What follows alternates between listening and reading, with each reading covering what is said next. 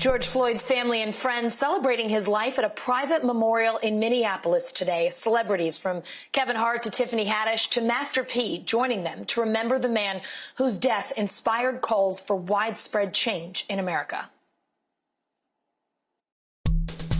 Every day he walks outside, it'd be a line of people, just like when we came in, wanting to greet him and wanted to have fun with him. Guys that was doing drugs, like smokers and homeless people, you couldn't tell, because when you spoke to George, they felt like they was the president, because that's how he made you feel. Wow. He was powerful, man. He had a way with words. He could always make you ready to jump and go all the time. Everybody loved George.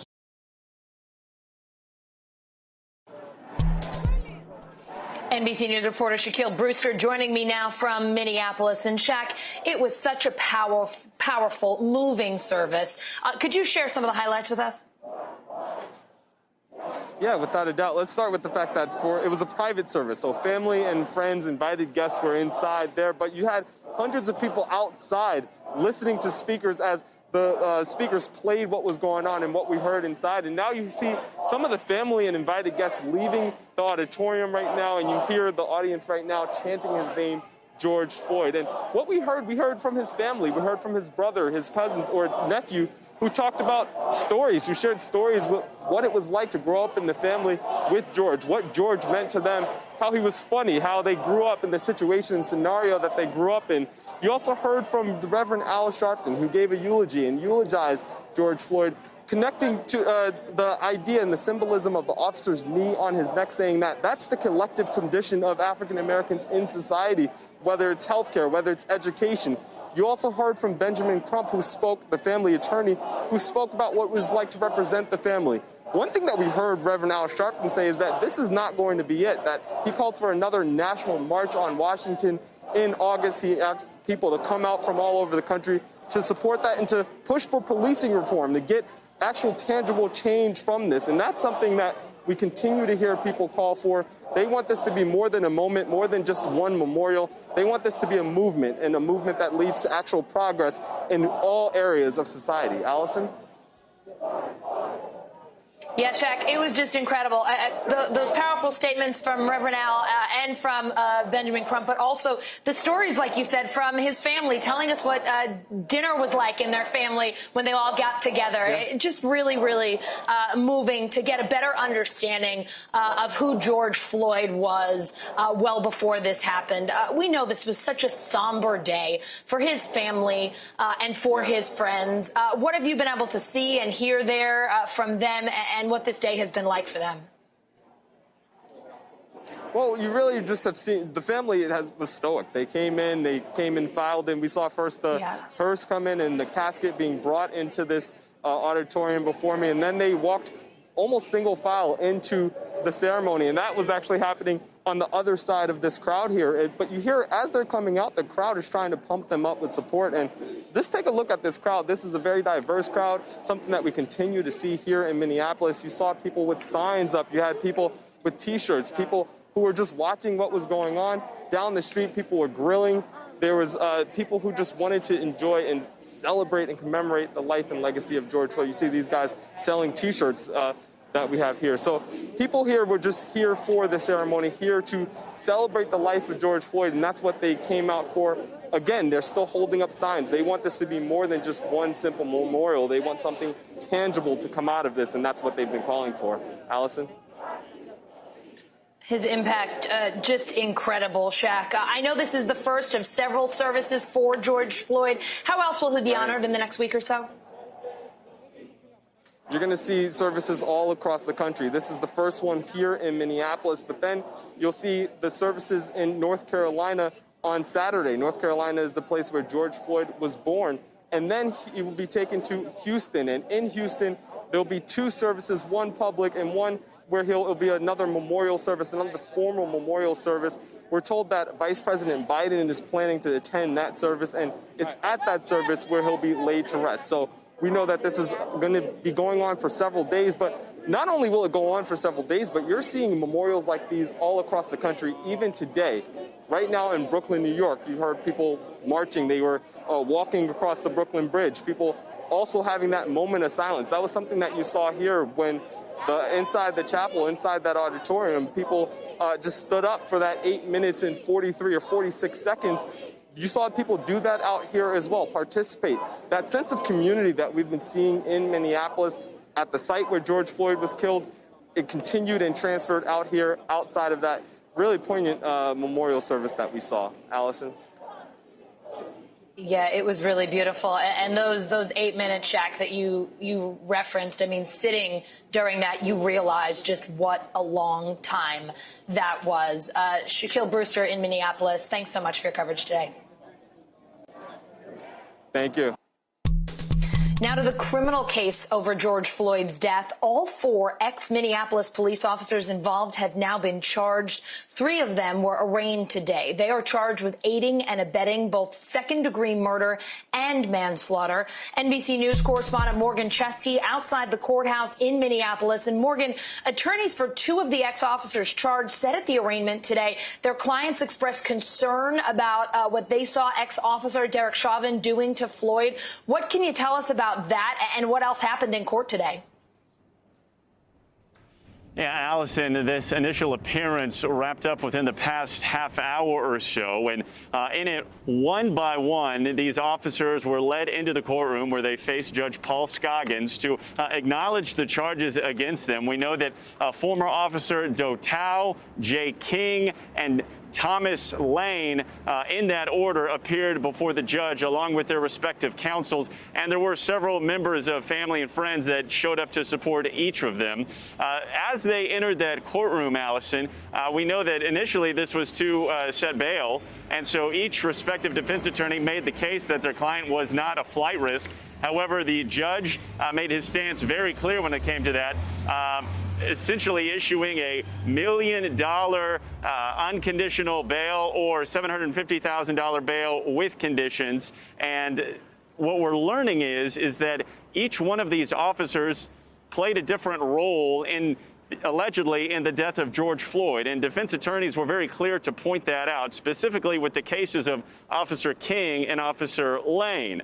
They said that King, who was a Minneapolis native, had not even completed his 3rd full shift as a full-fledged police officer when this incident took place. The attorney for Thomas Lane went on to say that it was his 4th day on the job, and they made a clear point that Derek Chauvin was a training officer with nearly 20 years experience, and that Lane in particular, with George Floyd there on the ground, Allison, asked not once but twice, do we need to roll him over? And he asked that as he was holding onto the feet of George Floyd as Chauvin put his knee down on that father's neck. And we're told that upon an ambulance arriving at that scene, it was Lane who followed Floyd's body into the back of the ambulance and began to perform CPR there. But as the state made their point, it was too late. There was no bringing back life to George Floyd at that point in time.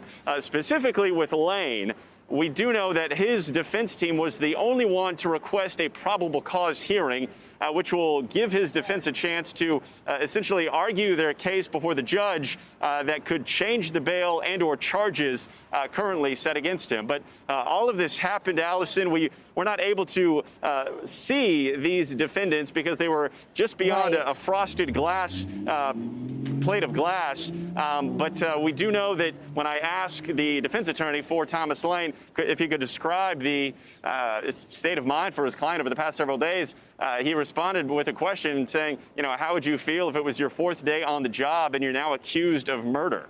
So that's currently where things stand now. Allison, we do know their next court appearance is slated for the end of June. Allison?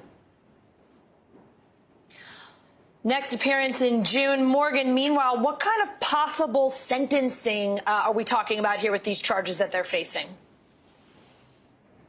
So all of the officers face aiding and abetting second-degree murder and manslaughter with culpable negligence. And it's important to know that the maximum punishment for aiding and abetting is exactly the same as it is for Derek Chauvin for second-degree murder.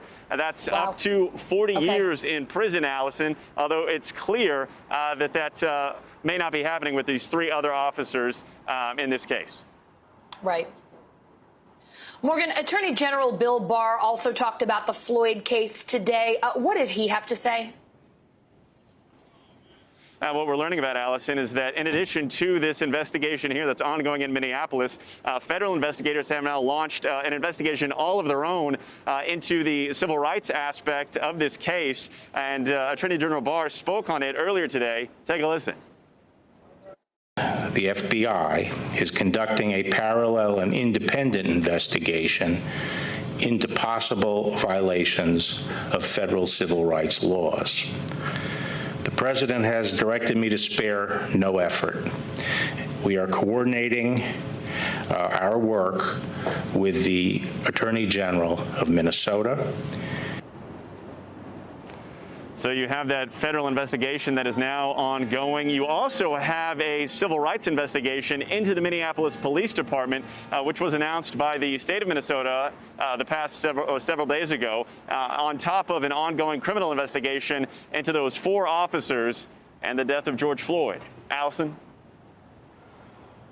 All right, Morgan Chesky, outside the courthouse in Minneapolis. Thanks so much. George Floyd's death inspiring protests first in Minneapolis, but then across the entire country, with Americans in all 50 states speaking out against racism and injustice. Tremayne Lee joins me now. He is an MSNBC correspondent and the host of the NBC News podcast, Into America. Tremayne, this is not a new issue, as we know. Just yesterday, Ben Crump, the lawyer for George Floyd's family, said name after name after name of the black men and women who have been killed by police. Why and how, though, does this moment of national unrest feel somehow different? Allison, I'll tell you what, watching that memorial service and that moment of silence, 8 minutes and 46 seconds, seemed like a lifetime. And I think that's what people are feeling the weight of, that long silence, that Officer Chauvin had his knee on George Floyd's neck. And one thing that is very different here is that it seems to be resonating across various groups and across various cities. In years past, the makeup of most of the crowds would have been African-American in most cities. Here in some of these cities, the crowd is either majority white or more than half white. And so it's resonating with people in a way these incidents hadn't in the past. Tremayne, you bring up that moment of silence. I was just talking about this with Shaq Brewster. You just sat here and felt the quiet, and it felt like an eternity. You just couldn't comprehend how long that was. Ex-officer Derek Chauvin has now been charged with second-degree murder. The other officers involved in George Floyd's death have also been charged, but we know that this legal process could take quite some time. In the meantime, what kinds of police reforms, what kind of change are black activists calling for right now? You know, there are a number of reforms, and it's not necessarily just black activists, but those who care about criminal justice and police reform. There are some small things that can make a world of difference. Many police departments haven't outlawed chokeholds or knees to the neck, like we saw in this case. In some police departments, there is no requirement to try to flee. In some departments, there's no requirement to de-escalate a situation. And so those who are working on the ground to make reform happen are calling for those sorts of things. So there's so many small pieces without rejiggering the entire system, which some people would say, you know what, let's defund the police and let's abolish police, period. Because many have said, you know, the idea at first sounds crazy, like no police, but there are communities, white communities, especially across this country, who aren't policed the same way that black communities are policed. So there are actually some people who are living essentially lives without police running through neighborhoods, kicking in doors, shooting and choking people. And so the asks are big and small, but reform is top of mind for most folks out there on this work. Tremayne, you hosted a special this week, a great special this week. I really enjoyed it. Can you hear us now? It was a conversation about race, injustice, and moving forward. Actor Don Cheadle was a part of that conversation. Here's some of what he said. from, the ashes of this conflict can come great change, but it's not going to happen if we rest. It's not going to happen if we don't get behind the people that have been doing the work thus far and learn how to take this energy and organize, learn how to take this energy and put it into voting, to put it into, filling out your census, to put it into making sure that you are seen and heard in the ways that we can make ourselves seen and heard, that we don't always take advantage of. We have to take advantage of all the ways that, all the levers of power right now, and not let this momentum die. Tremayne, it was such a good conversation, and I think Don made a point that so many people are worried about right now. Everyone's posting things on social media, and people are part of this movement, and they're enthusiastic and they're passionate, but we want them to continue to use that passion to create lasting change. How do we make sure that this moment does not fade away and that our country is changed because of it? For a lot of people, Don Cheadle said it right. It's harnessing the momentum. As people in the activist community would say, you want to take this moment and turn it into a movement. It's how do you actually harness the best efforts of folks on the ground? How do you harness this energy? How do you harness the goodwill? Even across partisan lines, the idea of everyone saw the way George Floyd died, and most people were appalled by it. And it really raised the specter of just what happens every single day in some communities. And so I think now is the time for folks to really interrogate and wrestle with their ideas about race and policing and just the way we live and die in America. And that's clear and evident now. So the next steps will be pushing this forward, and we'll see as time goes by how much reform actually comes out of this, but also just how, as Americans, how folks look at each other, learn from our shared experiences or our individual specific kind of experience in life, and grow from there, Allison. Tremayne, thanks so much for your conversation with us today, and thank you for your special on News Now this week. It was really powerful. Thank you very much, Allison. Hey, NBC News fans, thanks for checking out our YouTube channel. Subscribe by clicking on that button down here, and click on any of the videos over here to watch the latest interviews, show highlights, and digital exclusives. Thanks for watching.